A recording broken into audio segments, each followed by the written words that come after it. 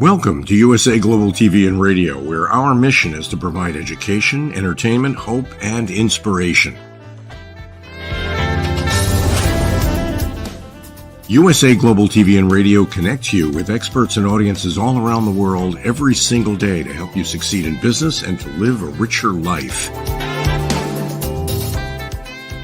Visit us at usaglobaltv.com to learn about career and life-changing training and mentoring programs like the Listening Mentor. Subscribe to our newsletter to stay informed about our special programs and offers. Discover how you can become a guest on one of our shows or a host or producer of a USA Global TV and Radio show of your very own. That's USA Global TV and Radio, where the doctor is always in.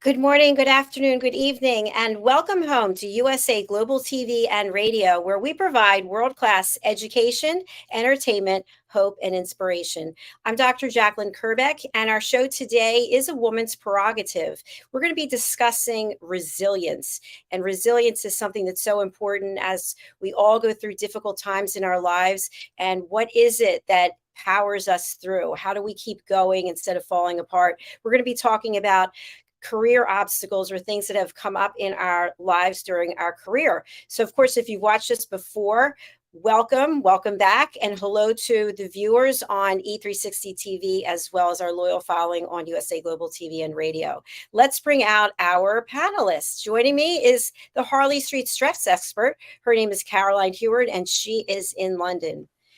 Welcome. Hi, good to be here. Good to have you with us. It's wonderful to be part of this program with you. So thank you for that. We also have another one of our team members who has been out and about, an incredible journey that she's been on since we saw her last. Her name is Jeanetta Barry, and she is with the Epiphany process that she created, and also World Jenny's Day, joining us from Kenya. Welcome, Jeanetta. Hello. Wow, Jeanetta is not there.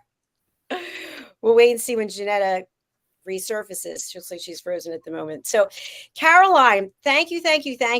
You have been so wonderful these last few months. Of course, the last couple of years, some tough things that I've been going through, and you've been a true friend. So thank you for that. Bless you. Thank you. And you to me too. You have been a true friend to me too. So it goes both ways. It's fantastic. And I think that's also what this show is about: women helping women, women supporting women. Instead of, I remember in my corporate career, it seemed like so many times that women had it out for each other. There was so much competition and jealousy and gossip. And I feel like we've really evolved. And through that whole process, there's a lot of stress, and you help people bust their stress. So tell us a little bit about your work. I do. And it's amazing that you always remember my tagline, bust your stress. Thank you. I help people with all manner of symptoms of stress, and it can manifest in your life in all sorts of ways, through your relationships, in your family, in your workplace, and also in your friendships, as well as mentally, emotionally, and physically. So back pain, neck pain, stress can affect your sleep. It can affect your mood, anger, loneliness. So stress is actually in our lives in many different ways. And I help people literally bust through their stress by identifying the root cause of the initial presenting symptom. So you could have had sleep problems for about 2 decades, and I will identify what's created that stress reaction in you, and it will obliterate the stress reaction and move you into a place of inner peace and harmony. And more to the point, it'll give you a more relaxing and deeper sleep. And I do that either on Zoom, on Skype, and on any other platform that we can work with, like Messenger, audio or video or telephone call, and I offer a free 30-minute consultation. And I look forward to helping you bust your stress. Bust your stress. Bust Your Stress. We're going to work on a new single. I really believe that. Joining us is Jeanetta Barry. She is here. She is unfrozen. Let's bring her out. Hi, Jeanetta.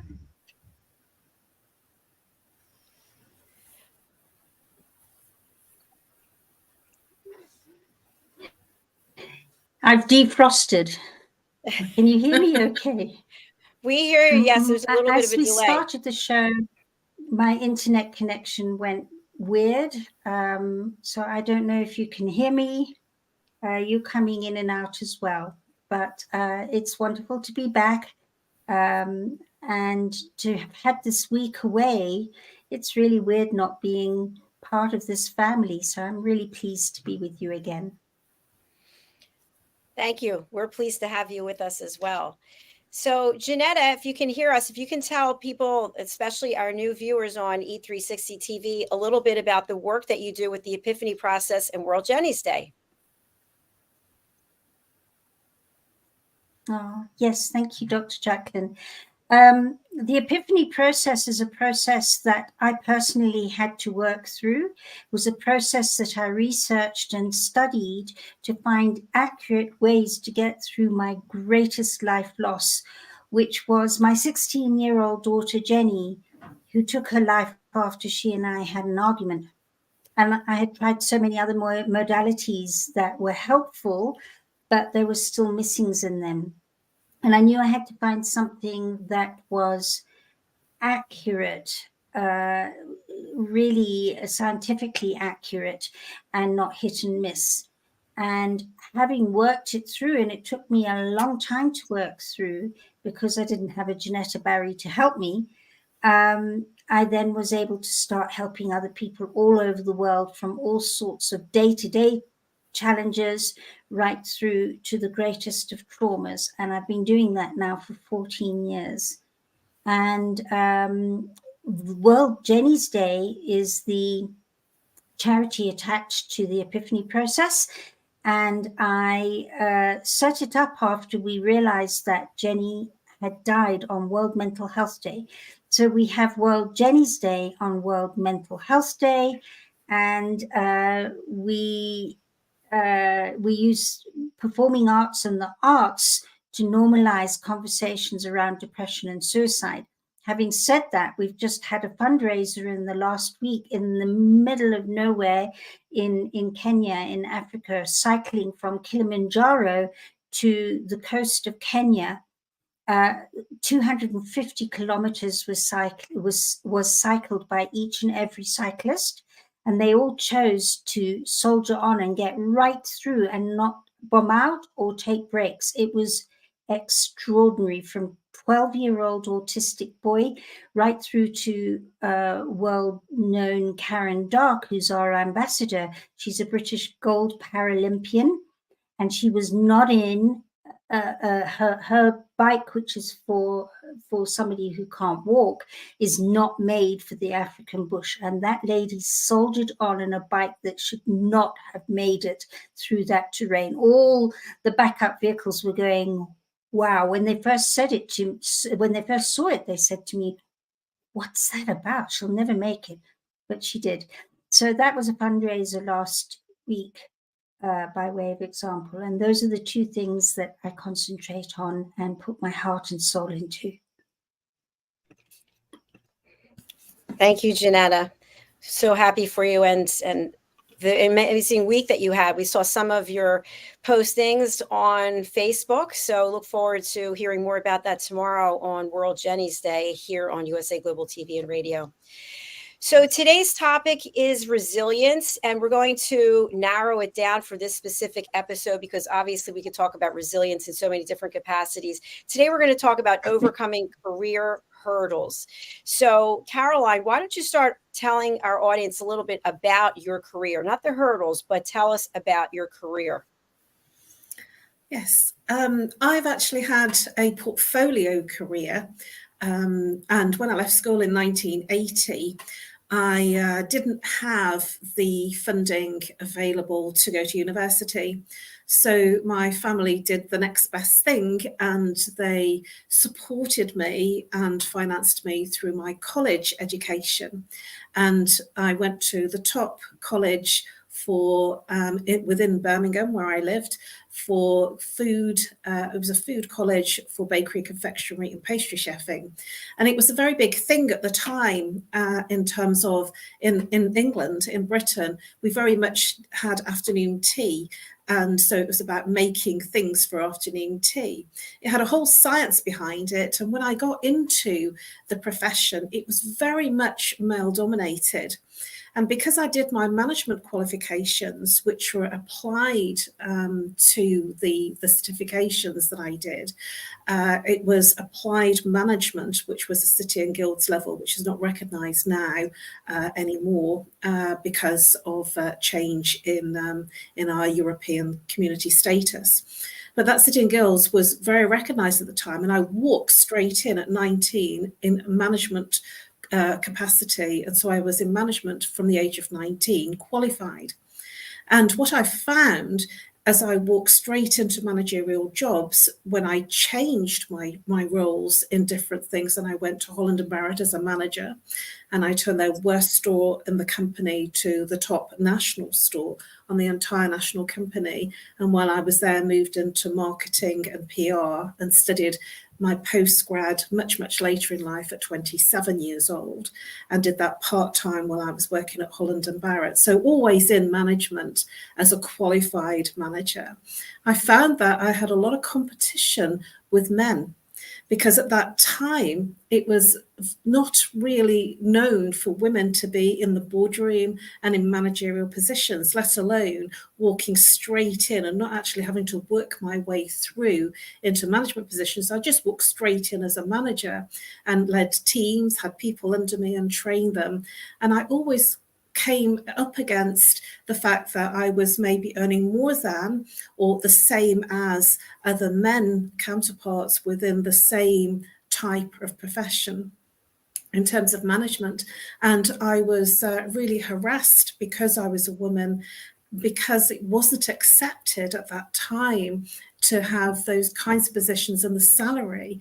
And I got the salaries as quite high salaries because of my credentials in terms of my qualifications. And it was very challenging for me, because I was always feeling I had to prove myself.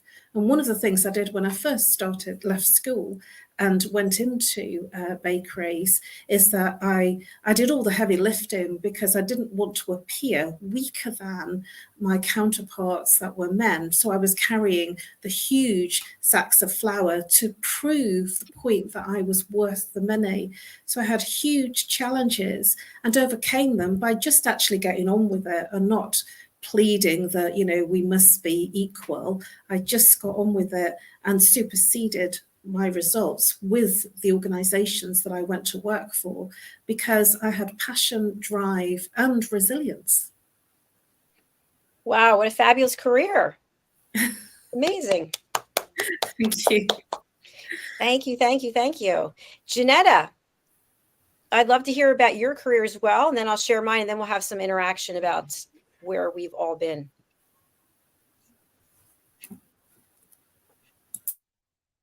All right, so now my internet's so playing up, but Caroline's still coming through with what she's talking about. So I've got her voice and my voice talking at the same time, because I've got a slow internet. But hopefully this will sort of, here we go, it's stopped now. Okay, so yeah, my career started out in the theatre. My mother was on the West End stage, and my father was an impresario and record producer. And so they actually decided, I was only 16, and we went down to Cape Town from Nairobi, and they decided that my career would do really well, because I was such a promising ballet dancer and singer. And so they decided that it would be really great for me to have the opportunity to go to University of Cape Town Ballet School and Music School, which was very special for them because it cost a lot of money. And I was probably quite an emotionally immature 16-year-old in terms of somewhere like university at 16.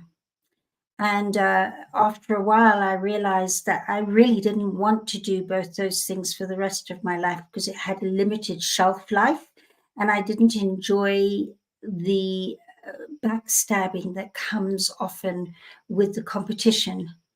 And so I stepped out. And when my mum was in theatre, her parents had pushed her to go and do a secretarial course so that when she wasn't in shows, she could do temporary secretarial. My mum owned a secretarial college. So I went and finished my secretarial side and taught for quite a while as a student teacher with my mother, and then went out as a secretary for quite a few years. And then a PA and so on, and really climbed up the ladder as a PA until I had my first child, where I went into banking. And I've mentioned this on a show before, where I was severely compromised as a woman, and somebody who had arrived after I had arrived at this, it was a building society, which then turned into a bank. But he arrived after me. He was a man, the boy, because I was only about 24, 25, and he was about 22. And he got automatically arrived and earned more money, I found out, just because he was a man. And then I took my banking exams with him and I aced them. I got A's for all my banking exams and he got B's and C's. And just after all of that, he got promoted into management. And I just sat there going, this is something else. And I then went into an advertising. So it's also a bit of a trying to see what it was that really opened my heart. Loved advertising, really enjoyed it, and did quite a lot of research in advertising, which was fascinating. But I then had my husband walk out on me with two small boys. And it was a very precarious time in the advertising world. They were retrenching people. So I sought another job with a company called Middleburg Steel and Alloys. And I thought, how can I love that? And I ended up loving all the scientific side of stainless steel and alloys, and watching how the kilns burned and what they burnt and why they burnt them, and watching the Steckel mill in the stainless steel side and the different types of steels. And then I headed up the worldwide stockpiles and became an analyst. And from there, I went from strength to strength. But after the birth of Jenny, I wanted to work at home. So I started doing a lot of at-home work in sales training and sales motivation, and never looked back with that either. Was sent to Kenya to set up sales and motivation there by Orlando, Florida head office, and Switzerland semi-head office, and it was amazing. So that's my background, and became very sought after to train and motivate sales forces. And there I realized that it had nothing to do with sales, that it was about growing people and listening to them and helping them to get through their hurdles, and then sales followed. And it was most inspiring time for me. And it was only up until I actually got cancer, that I started more spiritual roots and meditation and the intuitive side, because I realized a lot of people were relying on me to motivate them and not realizing how to motivate themselves. So I went the spiritual side. And then after that, I lost Jenny and went, right now, let's take the spirituality and all that I've had before, amalgamate them, research and study what I did for the epiphany process, and the rest is history. Wow, so much there, Jeanetta. You really are an incredible survivor. And both of you are extremely inspirational to me and really wonderful friends. So thank you for that. Okay, I'll share a little bit about my career and then we'll have a chat back and forth and then we'll talk about overcoming obstacles. So I started out. What about you, Dr. Oh. JACALYN? What have you done? Thank you, Jeanetta. Yes, I'm going to share my career. I started out working for my dad and my uncle. They owned two new car dealerships. So I started out in sales and then I became the finance manager. And then I went into corporate and I was in the telecommunications industry for, I think, 15 years as always in sales, but various titles. Sometimes you're vice president of something, then you're account executive. It's all the same job, but just different business cards with titles. So I did that for that number of years. And then I went into a completely different industry where we were providing employee recognition, sales incentives, meetings, and events. So I was calling on huge global organizations around the world, helping them to drive behavior change within their organization, whether it's with their employees or whether it's outside with their customers or with their distribution channel. So there are various different aspects of that. And I really loved it. I traveled the world and I had some incredible clients. And I did that up until March 6th of 2020. And during that process, I got my master's degree, and then I also got my doctorate. And right before the pandemic, I decided to get a life coach certification. So I'm a certified life, career, and executive coach. And I was doing a radio show out of New York, and that was every Friday. It was called Rapping with Dr. JACALYN, The Drive at 5. And that was a lot of fun, talking to people about stories of hope, inspiration, overcoming adversity. And then I was at the same time working at an in-person television station in New Jersey. And my show was also Rapping with Dr. JACALYN. And it was also stories of hope and inspiration, overcoming adversity. And from there, just started expanding what I was doing, because when I retired in 2020, as I mentioned, and then I thought I'd be spending my time doing coaching, and nobody could really afford to pay for the coaching. So I was doing life coaching, career coaching pretty much for free. I also got my certification during the pandemic to teach yoga. So I was doing that for free. I got certified as a meditation teacher and I was doing that and living off my savings. And then eventually just started focusing on how people could get their stories out. And then this platform just sort of evolved because there were a number of people literally not even in this country, but outside this country, in Israel, in the UK, who reached out to me to tell me that I really had something here. And so then just focused on making this a business, and a business it is. So I have the two businesses, Dr. JACALYN, where I teach people how to listen at an elevated level through courses, through coaching, and then through books. I think since June of 2021, I've got, I think, 7 books out. I don't know if it's 7 or 8 books, and we've got 3 more due by the end of October and 2 more done by the end of this year. So 5 more. So it's been quite a journey, and it's been incredible. I'm doing a speaking event at the end of next month, and I'm doing a tour of the local libraries, teaching everyone how to listen. So thanks for listening, Caroline. And Jeanetta, I guess her internet just dropped out. So it's just the two of us, my dear.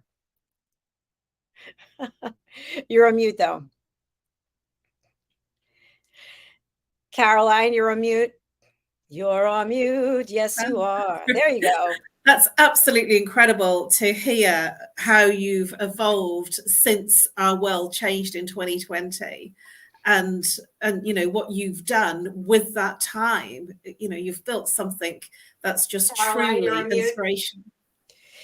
Yes, thank you for that. And something else I want to add for those who don't know, my dear mother passed away on Thursday. So during the whole time with the pandemic, I was a full-time caregiver for my mother, who had dementia, and then she ended up passing away from cancer. Like suddenly, we didn't even know she had it. It was a lot. So the point is that you can be resilient and you can get things done. You can create things. It's just a matter of being able to focus and to channel your energy. And of course, as you know, being the Harley Street stress expert, that if you don't get rid of that stress, something is going to break down. Something is going to burst through. So today I went to yoga for the first time since April. So that was pretty amazing. And then there you have it. That's my story. Let's see if we can bring Jeanetta back. I was hearing an echo in voices. Let's see. Okay, not working out too well. All right, so Caroline, let's move into overcoming challenges during your illustrious career. I know that you've had a number of them, and let's just pick one or two, and then we'll have a conversation about it. Well, one of the things I didn't mention was why I landed up in stress management. And it was because my dad passed away in 2000. And I was very much in marketing and PR at the time, very much that corporate girl and doing the gala dinners and the soirees, and very much in, celebrating in a real element of the success of the career. And when I lost my dad, I went into a depression, didn't even realize I was in it. And it was only when my boss turned around to me 6 months later that he said he was worried about me. And in that search, in that internal navel gazing of what the hell happened to me, evolved my new career of that's now 23 years of being a stress expert. And essentially, I looked for rationale reasons and I looked for answers as to what created my depression when I finally had acceptance and awareness that I was in it. And in that change, that led me to change my entire view of what I was doing in terms of my life, my work, my purpose, my mission, and what was good for me in terms of not feeling comfortable where I was anymore, wanting to give more and do more. And so in losing my dad in 2000, it actually gave me a new way to focus my energy. And focus my energy I did lots of training and lots of qualifications because that's where I came from. That was who I was and still am today. And in overcoming my father's death, which was a depression, I moved into helping myself and now help many others. And so that's just one iteration. And I've had many other bereavements that I've had to handle. And each time there are different things that impact me that I've had to manage and overcome. And so I always feel that, and my mum would attest to this, that when I get a challenge, I work through it. And then I turn it around to help others, and it becomes a new string to my bow or a new ribbon that I start working with others to help them overcome what I've overcome. Thank you so much, Caroline. And I really appreciate your transparency and sharing that story. And I know I had interviewed you for one of my books, Adversity to Awesome, and you had shared some of this. And it's difficult. The other thing I want to mention is when you're in a position where you're working for someone and there is a bereavement, you typically can request time off. You can say, hey, I need to take a week, and maybe it's even part of the human resource package that you get to take so much time off. But as entrepreneurs, there is no time to take off. There's no time. In fact, Thursday, when my mom passed away, I was actually broadcasting before it, and then I had to broadcast after it, and I've been broadcasting ever since because that's what I do. So when I'm at the point where I can say, hey, I'm taking off for a month and the business is going to run itself, that'll be nice. But you know how it is. You have to build and build and build and build. And so I just want to commend you for your fortitude for going on, because you could have just said at any point, I just give up. And people do that, as you know, in the job that you're in. People they give up and say, I can't do it anymore. Absolutely. We all respond to life events in different ways, and there is no right or wrong. There's only your response. And some people literally shrivel up and just stop living. Some people go on autopilot because there's things that they are committed to, and so they go through the motions without the emotion. And what I mean by that is that they just keep doing things, but actually not feeling or experiencing life. And I call that existing, and a feeling of a disconnection, but still continuing, because that's kind of your automatic self. That, you know, whatever way that you respond is neither right nor wrong. It's right for you. There's no right or wrong way for everyone to be. There is only your way. And, you know, certainly coming from corporate and coming from always being in work, I was the type of person that just carried on.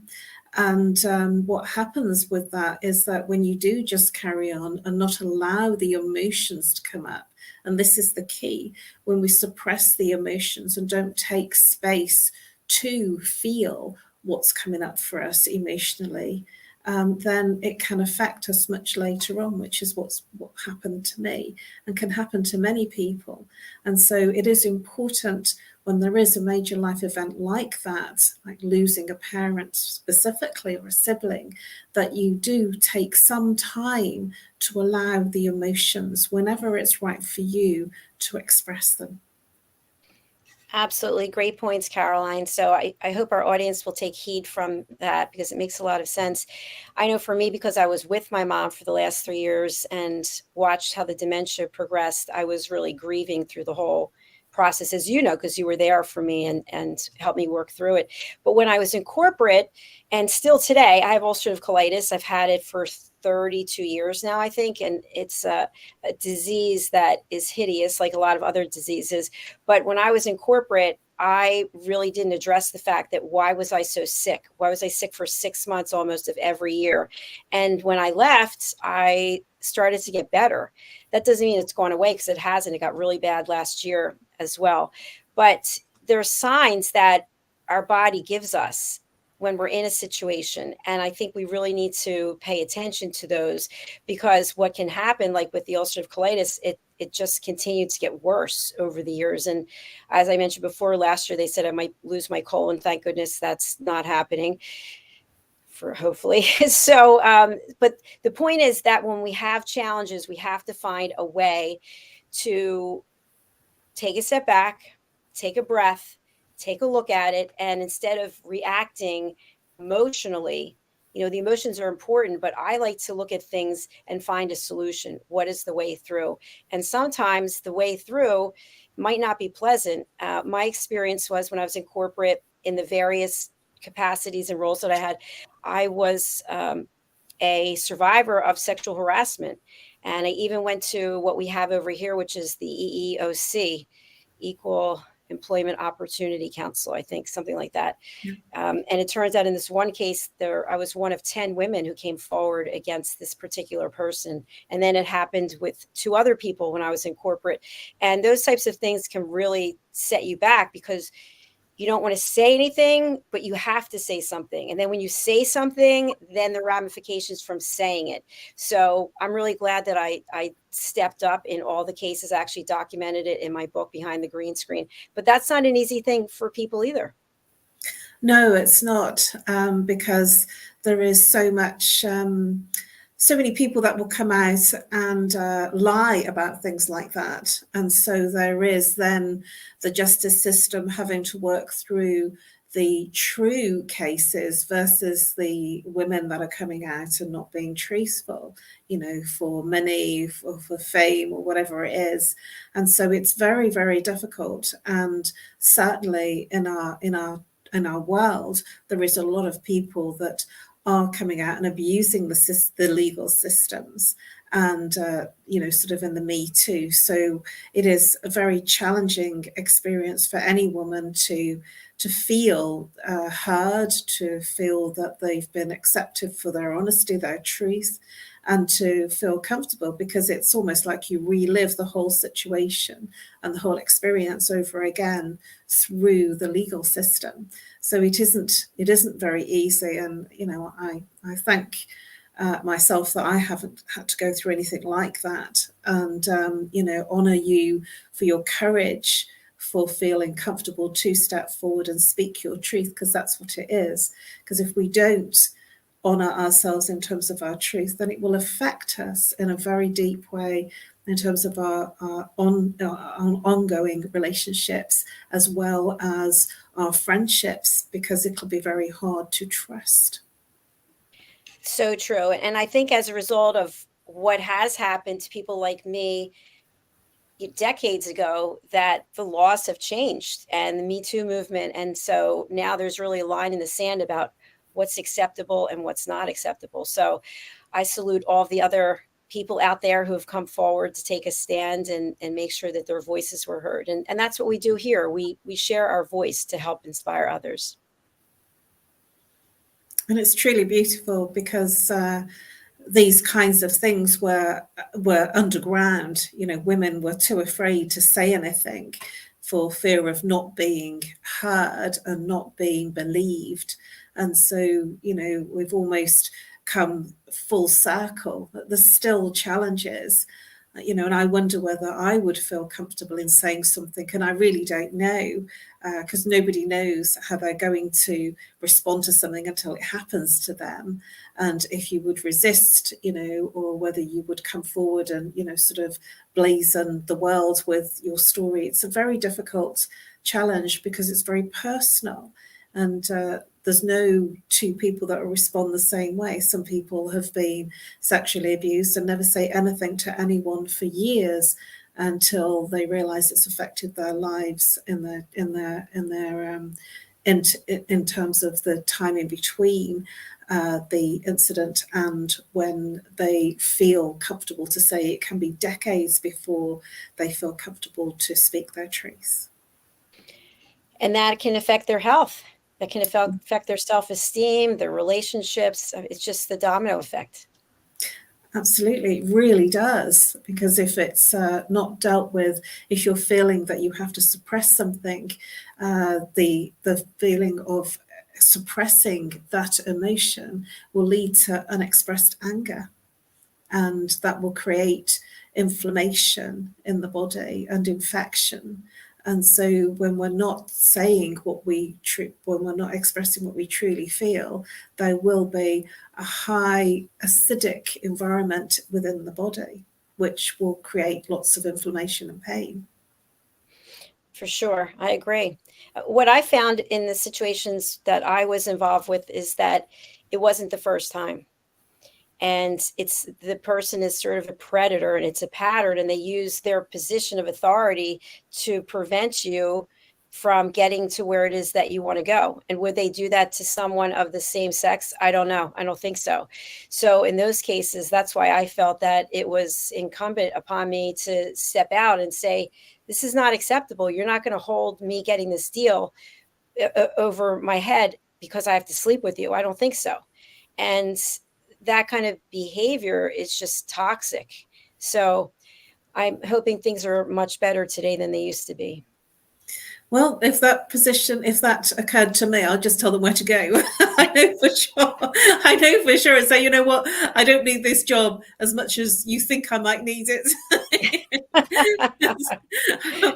I know that I'm very resilient in that respect. So I just tell them where to get off.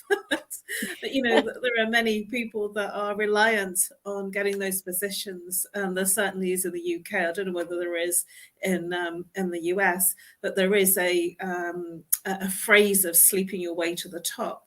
I would just rather change my job if I was still in corporate rather than sleeping my way to the top. That just doesn't compute to me. So in response to what you've just said, I know that I would just kind of be quite angry and tell them where to get off and leave me alone. But if you think about it, Caroline, let's say that you really liked your job and it was your career. It wasn't just a job, and somebody now was giving you an ultimatum that you're not going to get anywhere in this company unless you do X, Y, Z. So instead of you leaving, which is an option, what if you just said, hey, I'm not taking this and I'm going to do something about it? Knowing me the way that I am, I probably would respond that way. I probably would not not participate in what they want, and I might even report them. It just depends on how important that role is to me. Sort of, I wouldn't allow myself to be subject to that kind of harassment. I'm quite, sort of fearsome in that respect, and I just wouldn't care. I would just say, no, that's not, now I don't know what I would be when I was much younger, but now I just wouldn't tolerate that positioning. Thanks for that. I totally agree with you. The one episode that really was the catalyst for me to go and report this to the EEOC was I was interviewing for a job, and the job was with a very well-known global company, and the starting salary was $250,000 plus all these other perks. And so my interview was over dinner with this person. He had different slots, and I ended up, that's how the timing worked. And he said, you have all night to show me how much you want this job. And then he lied and said that his spouse had died and all these horrible things. And so he said at the end, he said, if you don't do what I'm asking, come up to my room, then you're not going to be going any further in this process. So I didn't go, and I didn't get the job, and I had it. So that's why I went and reported it. And it turns out there were 9 other people he had done the same thing to. Oh, wow. Yeah. Actually, there was a time when I was much, much younger. I'd just gone into my first job, and it's just kind of reminded me a long, long time ago, and I just completely forgot about it. And I was the only woman in the bakery, and one of the third manager. There was the manager, assistant manager, and then I was managing the confectionery department and had girls under me. And the manager of the entire bakery cornered me where all the flour was, and he propositioned me, and I just laughed at him. And I was quite naive as, sort of 16, 18-year-old. And I just said, don't be so silly. He says, come on, we can do it here on the sack. Says, don't be silly, you're having a laugh. And I really shook it off. But, sort of in thinking about it, I do wonder whether if I had been very serious in my response, how that might have worked out. But I thought he was joking, and I really took it as a joke, because I'd never heard of that activity happening previously. And I think I was just a very naive 18-year-old and just didn't think it was possible. And so I just laughed at him, and he didn't ask again. So I think that I probably got away with it through my naivety, and at the same time didn't appreciate perhaps what it could have landed up being if I had not been that naive. Wow, that's hard to believe that somebody would just be that bold, but that's how it happens, right? They just think, yeah, I can do whatever I want. I'm in power. So I'm sorry that you had to go through that. And it's great that it popped out into your memory so that you can just get it out there now. Well, I just laughed, poor thing. He probably thought nobody's ever laughed at me before. It was, when I think about it now, I was just like this eclipse start, that had gone in with, sort of a powerful position in terms of, sort of a 19-year-old management position, and he's like sort of propositioning me, and I'm laughing at him. You can imagine. I just thought he was really joking, but, perhaps he was serious. But whatever that was, I found a way of coping with, I had a coping mechanism saying, don't be so silly. And that is one of the things that I do, that sometimes when it is difficult, if there's a situation that's difficult, I will laugh in the wrong places. And this is why some people, young children, will laugh at funerals, and some people will laugh at funerals when you think it's very inappropriate. And I remember that my mum was very, very ill one day, and she said that she couldn't breathe. And I turned around to her and I said, don't be so silly, Mum. And I started laughing at her, and because I just didn't believe it. And I suppose that is one of my responses and reactions. And later on, we find out that she was actually having a heart attack, which didn't make me feel very good. So I have to be quite careful about that response of laughing when I'm uncomfortable about something, because, it could be very life-threatening, for me to have that response and not really handle what's being presented. And I've seen that where people laugh and then they start to cry. So it starts out with laughter and then it digresses into tears. Did that happen to you? Well, at the time, certainly, with the man in the manager that I work for, no, I didn't. I just thought that the whole thing was a joke and didn't really consider it as a serious proposition at all. But, sort of that probably saved me.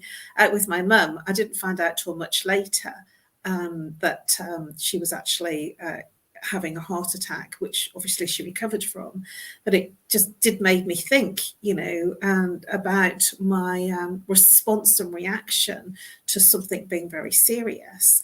And would I do that again? Would I respond that way again? I think that I might be a little bit more cautious about that mechanism that I have about handling difficult situations.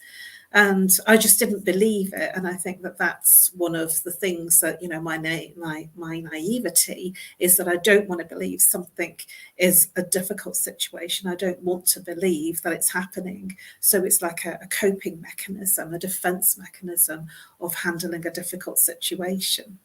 And I've certainly cried, I've been laughing in a movie and then crying the next minute. And that's an expression of your emotion as well. Very true. Very true. And I really appreciate you being honest and candid about that, because that helps other people. But if you had a client who came to you and told you that that's what their situation is, how would you advise them?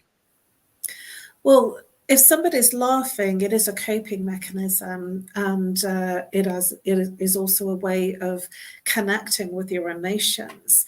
So it's not bad. It's just that it's how it's received is more the challenge and the point in terms of the receiver of your laughter. And it might be, if it's a coping mechanism, to explore the coping mechanism and to find some better coping mechanisms or some better ways, or find places and environments where your triggers are that make you laugh, and explore why the laughter is happening. Thank you so much, Caroline. We have time for just one more question. So when you think about building bridges of resilience, what are some of the building blocks, the characteristics that you have to help give you strength? One of the things that I would say that I do is I look for why. If there is a challenge that's going on that's difficult, and I've certainly had a fair share of those in the last 3 months since moving into my new home, is I look for solution. Because if you focus on the problem, all that will appear in your reality is more of the problem or more of the challenge that you're trying to overcome. So if you accept the problem or the challenge and then look for, well, what else? What next? And reach out to who can help you with that challenge, rather than literally drowning in the problem and only focusing on what's not working. Focus on who can help you. So reaching out to others that can help you. And it's okay. I've really found that, and it was a big thing for me, it's okay to ask for help, because when you ask someone for help, it makes the other person feel really, really important, and they love being asked. We're human beings and we love to be asked for our help and our advice and our support. And when you're not asking and suffering, then you are depriving someone else of being given the opportunity to feel good because they're helping you. There you go. You have it from the expert. Thank you so much, Caroline. I'm going to ask you to share with our audience more information about your 30-minute Stress Buster consultation, and also how can you help people who are going through a difficult time, like someone like myself. I reached out to you and I said, hey, it's 5 a.m. I really need some help. And you were there for me, and you really gave me the strength that I needed to go through with what was ultimately going to happen on Thursday. So thank you for that. So share with our audience how you can do that for them.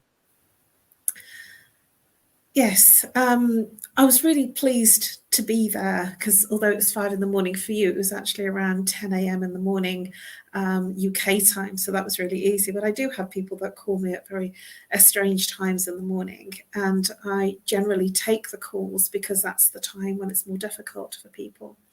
I offer a free stress buster consultation. I do 30 minutes. And if it is in the middle of the night, obviously I'm not going to do it on Zoom or Skype because I'm probably still in bed. So you can reach out to me on phone call, which is +44 if you're international. If you're local, 07523 120 189. And it's if you are struggling with any type of stress, anxiety, or feeling of not being able to cope with something like a relationship issue, like a feeling of loneliness. Many people call because they're feeling really lonely and they don't know why. And it could be that there's a bereavement that's happened, a relationship breakdown. But we feel what we feel because we move around in our minds. And one of the things that's important is that sometimes when things are difficult, we need permission to feel, permission to be able to say something's not working, and it's okay to reach out and ask for permission. And sometimes that's all it is, to have permission to have a few hours sleep, to have permission to be angry about something that's happening, to have permission to let go.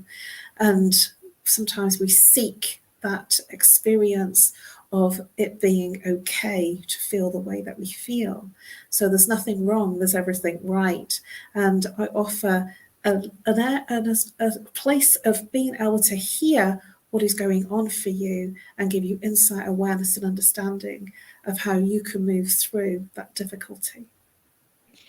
Thank you very much, Caroline. It's been an absolute pleasure doing the show with you today. And I'm glad that you and I are here because no one else could make it technology-wise. So that's a great thing. We are nothing without the technology, but excellent show. So I will look forward to seeing you later today when you come back for part 2. Absolutely. See you then. Bye-bye. Bye. And thank you to each and every one of you who are here watching us live or on the replay. I have a few announcements. So my latest book is coming out. It's available right now in pre-order. It's called Mastering the Power of Elevated Listening, Solutions for Deeper Connections, Better Relationships, and More Authentic Conversations. Why should you pick up this book? I know you think you're an excellent listener, right? You think you know everything there is to know about listening. So if that's the case, why are there so many divorces in this world? Why is there war? Why are there people who literally hate other people? Because we're not listening. So if you can carve out a safe space for someone else to share something, imagine the inner peace they will feel, you will feel by giving the gift of listening.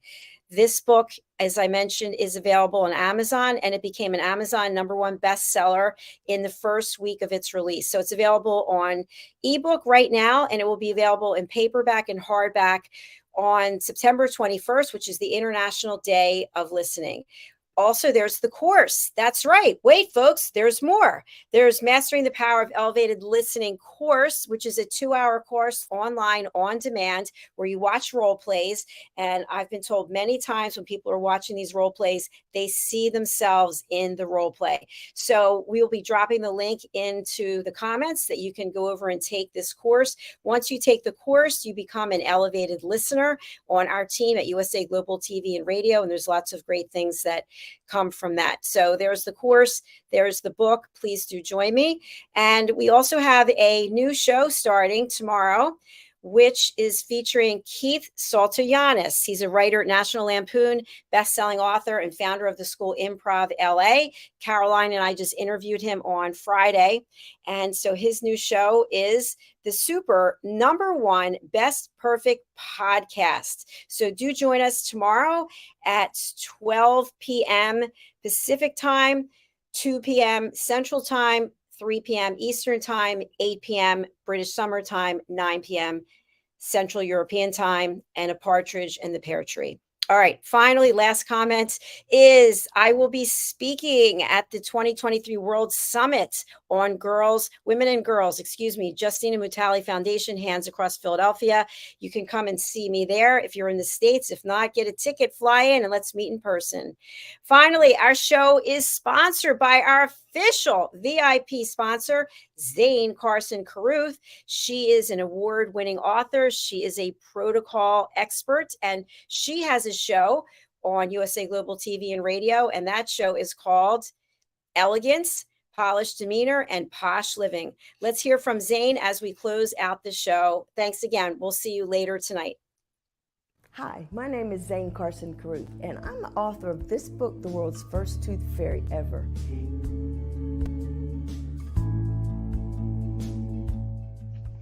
Reading is magic. Studies have shown that reading to your children lays the foundation for greater success in life. Reading helps develop language and vocabulary skills. It helps improve memory, and it encourages curiosity and inspires creativity. The benefits are immeasurable, and as a parent, you'll benefit too. In only 10 or 15 minutes a day, you'll be creating more memories and a bonding experience that will last for years to come. So take time to read to your children. Read them books about things that engage and interest them. Tales of fairies and magic fascinate children, and as everyone knows, the Tooth Fairy is at the top of the list. If your child loves magic, wands, adventure, and what child doesn't, you'll love reading them books from the trademarked series, The World's First Tooth Fairy Ever. Follow along as Bella, the world's first tooth fairy, accidentally starts the tooth fairy tradition. Learn the tricks of being a professional tooth fairy in the book, Bella Starts a Tooth Fairy School. Your child's imagination will soar as you read the adventures of Bella and her magic wand.